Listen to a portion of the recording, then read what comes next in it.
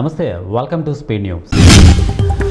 Hyderabad Amberpet division Bapunagar 33 లక్షల వ్యయంతో నూతన సీసీ రోడ్డు పనులను అంబర్పేట ఎమ్మెల్యే కాలేరు వెంకటేష్, కార్పొరేటర్ విజయకుమార్ గౌడ్ ప్రారంభించారు. ఈ సందర్భంగా బస్తీలో పర్యటించి సమస్యలను అడిగి తెలుసుకున్నారు.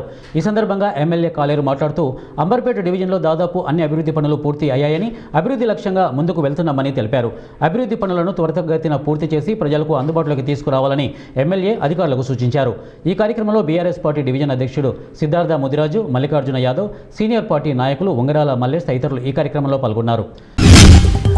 కలియుగ దైవం ఆ శ్రీనివాసులు ఆశీస్సులతో 5వ సంవత్సరం ప్రొద్దుటూరు నుంచి తిరుమలకు పాదయాత్రను శివాలయం చైర్మన్ వంగల నారాయణ రెడ్డి ఆధ్వర్యంలో చేపట్టడం హర్షించదగ్గ విషయమని ప్రొద్దుటూరు ఎమ్మెల్యే నంద్యాల వరదరాజుల రెడ్డి అన్నారు. ప్రొద్దుటూరులోని టీటీడీ కళ్యాణ మండపం నుంచి 650 మంది శ్రీ వెంకటేశ్వర స్వామి భక్తులు పాదయాత్రగా బయలుదేరి వెళ్లారు.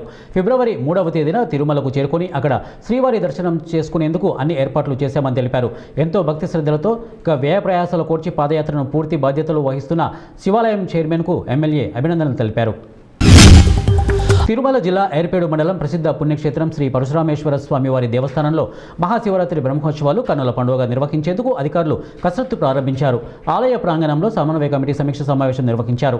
మహాశివరాత్రి సందర్భంగా భక్తుల రద్దీని దృష్టిలో ఉంచుకొని ఎటువంటి ఇబ్బందులు కలగకుండా ముందస్తు ప్రణాళికలు సిద్ధం చేశారు. ప్రధానంగా తాగునీరు, పారిశుద్ధ్యం, విద్యుత్ సరఫరా మరియు భక్తుల క్యూలైన్ల నిర్వహణపై సుదీర్ఘంగా చర్చించారు. ట్రాఫిక్ సమస్యలు తలెత్తకుండా పోలీస్ శాఖ ప్రత్యేక నిఘా ఉంచాలని, భక్తులకు అవసరమైన వైద్య సదుపాయాలను ఆరోగ్య శాఖ అందుబాటులో ఉంచాలని అధికారులు తెలియజేశారు. ఇక రాబోయే మహాశివరాత్రి బ్రహ్మోత్సవాలకు భారీ సంఖ్యలో భక్తులు వచ్చే అవకాశం ఉందని, అన్ని ప్రభుత్వ శాఖల సమన్వయంతో భక్తులకు మెరుగైన సౌకర్యాలు కల్పిస్తున్నామని తెలిపారు. క్యూలైన్ల వద్ద మజ్జిగ, తాగునీరు పంపిణీ చేయడంతో పాటు స్వామివారి దర్శనం వేగంగా అయ్యేలా చర్యలు తీసుకుంటున్నట్టు వారు తెలియజేశారు. భద్రాద్రి కొత్తగూడెం జిల్లా అశ్వారావుపేట మున్సిపాలిటీ ఎన్నికల నామినేషన్లకు అధికారులు అన్ని ఏర్పాట్లు పూర్తి చేశారు. మొత్తం 22 వార్డు స్థానాలకు ఎన్నిక జరగనుండగా అభ్యర్థుల నామినేషన్లకు 3 కేంద్రాలను ఏర్పాటు చేశారు. ఉదయం 10 గంటల నుండి ఎన్నికల నామినేషన్ ప్రక్రియ ప్రారంభమైంది. 30వ తేదీ సాయంత్రం 5 గంటల వరకు నామినేషన్ దరఖాస్తులు స్వీకరిస్తామని ఎన్నికల అధికారులు అంటున్నారు. నూతనంగా ఏర్పడిన మున్సిపాలిటీలో మొత్తము 16,850 మంది ఓటర్లు ఉండగా 8,085 మంది మగవారు, 8,761 మంది ఆడవారు, మరో 4 ట్రాన్స్జెండర్లు ఈ ఎన్నికల్లో తమ ఓటు హక్కు వినియోగించుకున్నారు. ఇటీవల జరిగిన స్థానిక ఎన్నికల్లో అధికార ప్రతిపక్షాలు హోరాహోరీ స్థానాలు గెలుచుకోవడంతో ఈసారి కాంగ్రెస్, బీఆర్ఎస్లు ఎవరికి వారు మెజార్టీ స్థానాలు దక్కించుకోవడానికి వ్యూహాలు రచిస్తున్నారు.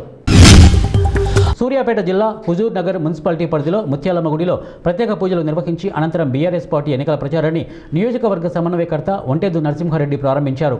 బీఆర్ఎస్ పార్టీ మున్సిపాలిటీ ఎన్నికల ఇన్ఛార్జీలు కంచర్ల కృష్ణారెడ్డి, రేగట్ట మల్లికార్జున రెడ్డి, సర్పంచులు, వార్డు మెంబర్లు, మాజీ జెడ్పీటీసీలు, పార్టీ శ్రేణులు పాల్గొన్నారు. రాష్ట్ర వ్యాప్తంగా మున్సిపాలిటీ ఎన్నికల నగారా మోగడంతో సత్తుపల్లి మున్సిపాలిటీలో నామినేషన్ హడావుడి మొదలైంది. ప్రతి పార్టీ నుండి అభ్యర్థులు బీఫామ్లతో నామినేషన్ వేయడానికి సిద్ధమయ్యారు. ఖమ్మం జిల్లా సత్తుపల్లి మున్సిపాలిటీలో మొత్తం 23 వార్డులకు గాను 48 పోలింగ్ బూత్లను ఏర్పాటు చేస్తున్నారు.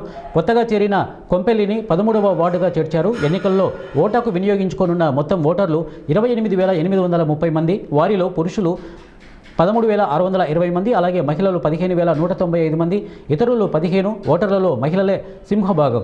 ఇక మున్సిపల్ ఆఫీసులో నామినేషన్లు వేసేందుకు ఏర్పాట్లు చేశారు. 144 సెక్షన్ అమల్లో ఉన్నందున 100 మీటర్ల దూరం పాటించాలని హెచ్చరించారు. నామినేషన్ వేసే వారితో పాటు మరో 2 మాత్రమే లోనికి ప్రవేశం కల్పిస్తున్నారు. మహారాష్ట్ర ఉప ముఖ్యమంత్రి అజిత్ పవార్ మరణానికి కారణమైన విమానం గురించి విస్తుగొలిపే నిజం వెలుగులోకి వచ్చింది. బుధవారం ఉదయం బారామతిలో ప్రమాదానికి గురైన అదే ప్రైవేటు విమానము దాదాపు లెడ్జెట్ 45 రిజిస్ట్రేషన్ వీటీ ఇక ఎస్ఎస్సీకే గతంలో 2023లో కూడా ఒకసారి ప్రమాదానికి గురైంది. సెప్టెంబర్ 2023లో ముంబై విమానాశ్రయంలో భారీ వర్షం కురుస్తున్న సమయంలో ల్యాండ్ అవ్వడానికి ప్రయత్నిస్తూ ఈ విమానం రన్వేపై నుంచి పక్కకు దూసుకెళ్లి అదుపు తప్పి పడిపోయింది. ఆ సమయంలో విమానం తీవ్రంగా దెబ్బతిన్నప్పటికీ ఇక పెను ప్రమాదం తప్పింది. అప్పట్లో విమానంలో ఉన్న 8 మంది అంటే 6 మంది ప్రయాణికులు, 2 సిబ్బంది తీవ్రంగా గాయపడ్డారు. కానీ ప్రాణాపాయం తప్పింది. ఆ తర్వాత మరమ్మతులు చేసి దానిని తిరిగి సర్వీస్లోకి తీసుకువచ్చారు. అదే విమానంలో నేడు అజిత్ పవార్ ముంబై నుంచి బారామతికి ప్రయాణించారు. ఉదయం 8:45 సమయంలో బారామతి ఎయిర్పోర్ట్లో ల్యాండింగ్ అవుతుండగా విమానం ఒక్కసారిగా కుప్పకూలి మంటల్లో చిక్కుకుంది. ఇదే విమానం అజిత్ పవార్ ప్రాణాలను బలి తీసుకోవడం గమనార్హం. బుధవారం ఉదయం సుమారు 9 గంటల సమయంలో ఈ విమానం బారామతి ఎయిర్పోర్ట్లో దిగుతుండగా ఒక్కసారిగా నియంత్రణ కోల్పోయి కుప్పకూలిపోయింది. ఈ ప్రమాదంలో అజిత్ పవార్తో పాటు ఓ భద్రతా అధికారి, పిఎస్ఓ, ఒక అటెండెంట్, 2 పైలట్లు మొత్తం 5 మరణించినట్లు డీజీసీఏ ధృవీకరించింది. ఈ విమానాన్ని ఢిల్లీకి చెందిన విఎస్ఆర్ వెంచర్ అనే ప్రైవేటు చార్టెడ్ సంస్థ నిర్వహిస్తోంది. గతంలోనే ప్రమాదానికి గురైన విమానాన్ని తిరిగి వాడటం, అందులోనూ కీలక నేత ప్రయాణించడంపై ఇప్పుడు పలు అనుమానాలు వ్యక్తమవుతున్నాయి.